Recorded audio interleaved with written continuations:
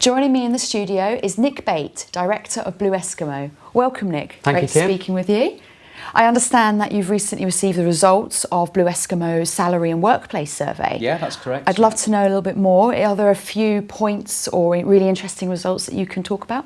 Yes, certainly. I mean, there's quite a few actually this year. There's a few interesting points. I think a few key headlines. One is quite a significant increase in the number of respondents looking to actually change jobs this year, quite significantly up from last year. I think last year it was 65, 67%. This year it's 80%, which is a pretty surprising number and a big jump, yeah. I think that's down to a number of factors. I think from the point of view of the learning and development sector, I think because it's so much about improving people, helping them through learning and development, I think naturally people in this sector look to do that themselves as well and look perhaps for the next challenge.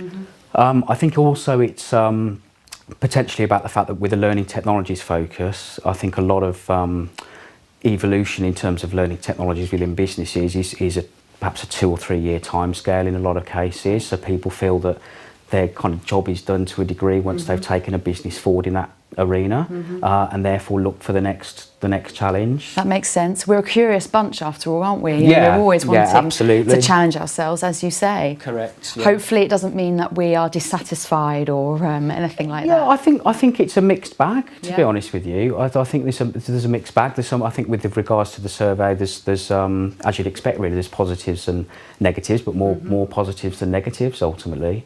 But I think in terms of the another reason, I guess, for people looking to move on, and that high number, is that as the survey shows, quite a lot of people took a salary drop to get their last role, so about a third of people. Now obviously, given the fact that some of those people have been there for a long time, few years, post-recession, etc. But I think from the point of view of confidence, people seeing a recovery in the economy, but also I think a lot of buoyancy in this sector, people are naturally looking from that perspective to obviously improve that side, but that doesn't appear to be as much as the kind of job satisfaction piece. I see. So I guess 2016 hopefully will be a very vibrant and fluid market. Yeah, so we certainly expect so, and I think that's a good thing generally. I think, you know, new ideas, people join other companies with new ideas, new thoughts, new experience, and I think it can reinvigorate them, and that movement of talent and ideas, etc., can only be a good thing, I think. And hopefully we'll see a reflection in the ideas and the work being done in our learning and development world. Yeah, absolutely. Tell me more about the kind of roles people are going into. Is it the traditional, permanent, very secure type roles, or is there something different?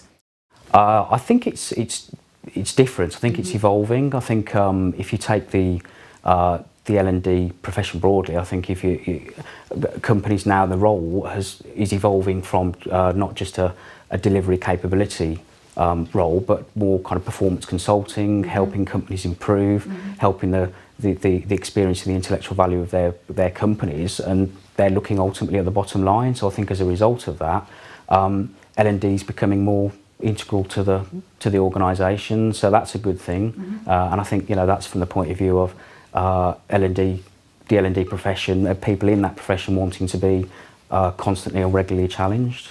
Fascinating. So are people taking more contractor or freelancing roles, or are you seeing more people I don't know, describing their roles as contractors, consultants within the organisations that they work for?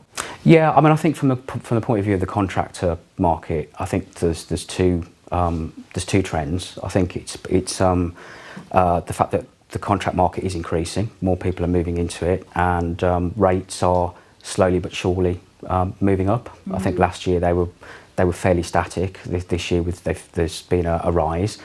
Interestingly, particularly in the kind of higher bandings, which, going back to your point, I think is because there's a short supply of good calibre L&D consultants, whether those people happen to be more management consulting driven, or whether they happen to be more learning technologies focused, or a bit of both. I think ultimately, as you'd expect, what's driving up rates is the economics of supply and demand, and there's just, at the moment, demand is outstripping supply. And perhaps people are looking for more flexible roles.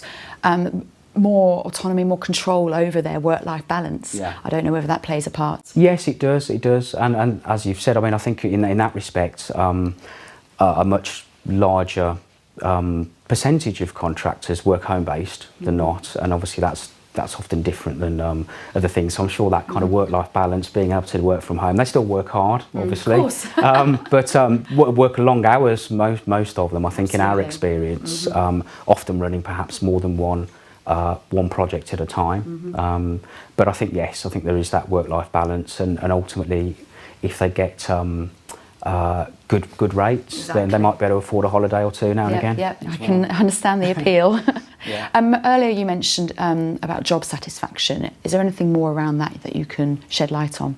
Well, I think generally speaking, what the survey reveals is that the L&D profession is a happy bunch. Generally, I think it's a case of the majority of people either liked or love their job, and I think what's reflected in that is the fact that it's not just about obviously the pay side of things, but I think L&D obviously is a rewarding profession, with people obviously from an improvement perspective getting reward for seeing people develop ultimately. That is great to hear. I mean, I guess exactly as you say, it is a rewarding profession, and it's nice that happy people in a way are moving around and sharing their ideas and learning new things and wanting new challenges. I can see, hopefully that will prove to be a very fruitful year, and yeah, as I said earlier, hopefully we'll see a real impact and the results of that in other ways. Yes, yeah, no, absolutely. I mean, I think it bodes well, as I said, in terms of the general results of the survey. It's all moving in the right direction. People are feeling more confident, I think, and that's also a factor of people wanting to move roles. I think, you know, in the recession, you kind of keep your head down, get on with it, do your work. You know, now there's a recovery underway, and this sector is healthy. People are looking at what the next stage of their career is. Excellent. Finally, when can people get their hands on more detail of this survey? Yeah, the full survey will be released probably on the 28th, 29th. Great. So we're going to look forward to obviously doing that. We'll be putting some PR there, and obviously people can also come to our stand M13 at Learning Technologies to see more detail. So that's 28th, 29th of January. Yeah, that'll be coming out 3rd and 4th of Feb at Learning Technologies. Wonderful. Well, thank you, Nick. Great to speak with you. Thanks.